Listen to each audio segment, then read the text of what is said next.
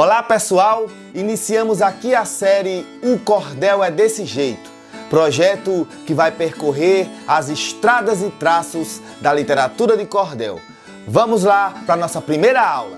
O cordel, bem antes de se tornar os livretos que a gente conhece, ele já existia através da oralidade e ele tem heranças bem antigas, heranças medievais, ligadas ainda à questão da poesia oral. E depois de um tempo ele chegou na Península Ibérica, em Portugal. Chegou através dos árabes africanos que invadiram aquela região e levaram bastante coisa da sua cultura. O cordel se desenvolveu também de forma oral com os trovadores medievais que iam aí de cidade em cidade, de vila em vila, na verdade, de castelo em castelo, levando seu instrumento e contando histórias.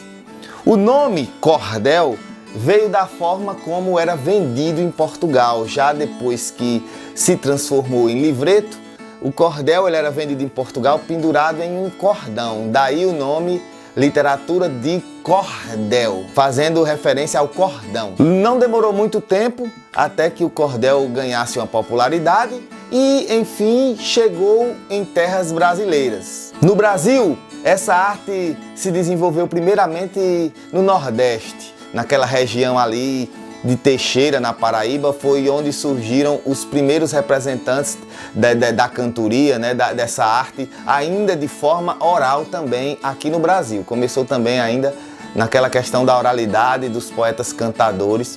Quem eram esses primeiros representantes dessa arte no Brasil? Agostinho Nunes da Costa, Nicandro Nunes da Costa, Ugolino Nunes da Costa, Germano da Lagoa, Romano de Teixeira, Inácio da Catingueira e outros. Foram ali os primeiros representantes da poesia popular no Brasil. Os primeiros representantes do cordel escrito no Brasil surgiram um pouco depois do surgimento dessa poesia popular oral. Silvino Pirauá de Lima, que tanto era repentista como cordelista. Lembrando, repente é a poesia que é feita de improviso, de forma oral. O cordel é diferente. Existem algumas pessoas que são as duas coisas, repentista e cordelista. Tem gente que só escreve cordel, mas não faz repente, e por aí vai. Silvino Pirauá de Lima era um que era as duas coisas. Ele tanto era repentista, né, cantador, muito inteligente, como também era cordelista. Publicou aí, entre as suas obras, romances, que eram um estilo de poesia mais longo, né, um estilo de publicação mais longa. E Silvino Pirauá de Lima era paraibano, né? Os principais ali, primeiros poetas representantes dessa arte eram da Paraíba. Outro genial poeta cordelista é Leandro Gomes de Barros, chamado por Drummond de o príncipe dos poetas populares. Ele também é considerado o pai do cordel no Brasil. Inclusive o dia do cordelista é celebrado no dia do seu aniversário, né? Do aniversário de nascimento de Leandro Gomes de Barros. E ele publicou dezenas de obras, né?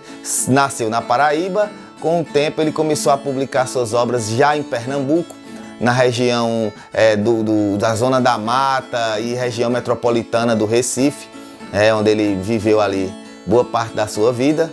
E lá ele publicou diversas obras, inclusive, além de escrever, ele também tinha uma tipografia, que era ele mesmo produzia os seus livretos, que era uma coisa muito comum entre os cordelistas, os primeiros cordelistas que surgiram. Eles, além de escreverem a obra, muitos comercializavam as suas obras também nos eventos, nas feiras, mas também Leandro Gomes de Barros, ele também produzia, ele e diversos outros daquela época.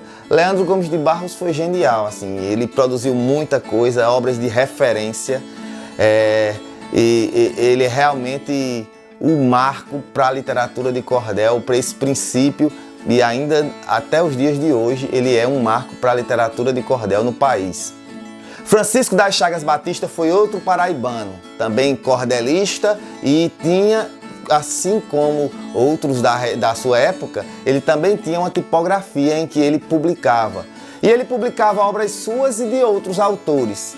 Francisco das Chagas Batista foi também importante por ter sido responsável por publicar a primeira obra de pesquisa, né? A primeira obra de referência na pesquisa do cordel, já ali nos anos 20 do século passado. Então é um dos cordelistas mais importantes também nessa arte. João Martins de Ataíde foi outro cordelista importantíssimo. Ele, além de escrever, né, assim como Leandro, assim como Francisco das Chagas, ele também tinha uma tipografia. E uma coisa que é interessante é que, com a morte de Leandro Gomes de Barros, João Martins de Ataíde comprou os direitos das suas obras e passou a publicá-las em sua tipografia.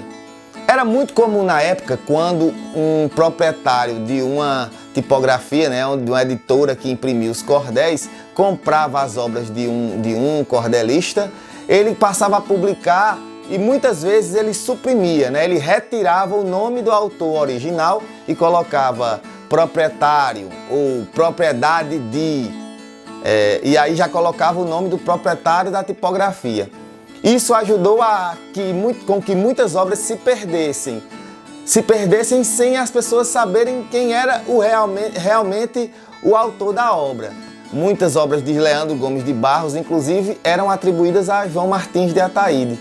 E isso aconteceu muito tempo e demorou até que, só com muita pesquisa, foi que as pessoas conseguiram definir ali, encontrar os verdadeiros autores de determinadas obras. José Bernardo da Silva era alagoano, romeiro do padre Cícero Romão de Juazeiro. Ele foi até aquela cidade, no Cariri cearense, e foi lá no Juazeiro que ele fundou uma tipografia, que depois passou a se chamar de Tipografia São Francisco. Essa foi uma das entidades mais importantes para o cordel no Nordeste. A Tipografia São Francisco publicou muita coisa, muita gente. Eles publicavam, além de cordéis, alguns livrinhos de oração, né, que eram muito populares, que tinham o mesmo formato de um cordel. O livrinho tem o mesmo tamanho e formato, mas eram livros de orações e de novenas. Era muito comum isso. Ainda hoje você acha aí nas feiras esses livrinhos. E José Bernardo da Silva, fundando a Tipografia São Francisco, começou a publicar obras dele, ele também escrevia, e de outros autores da região.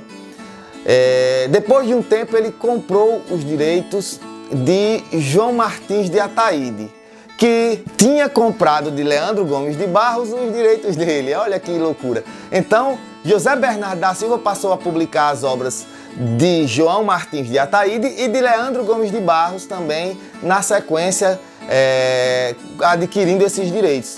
Publicou muita coisa. Nesse tempo é muito importante a gente relatar também essa questão das capas, a popularidade que ganhou as xilogravuras.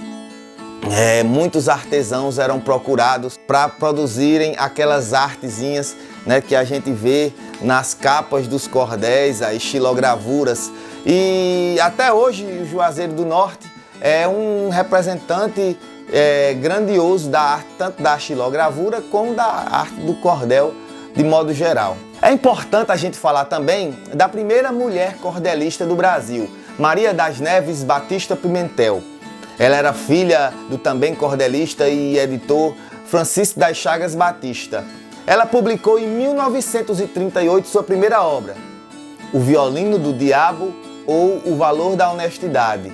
Também publicou algumas obras da literatura internacional, né, literatura como Corcunda de Notre Dame.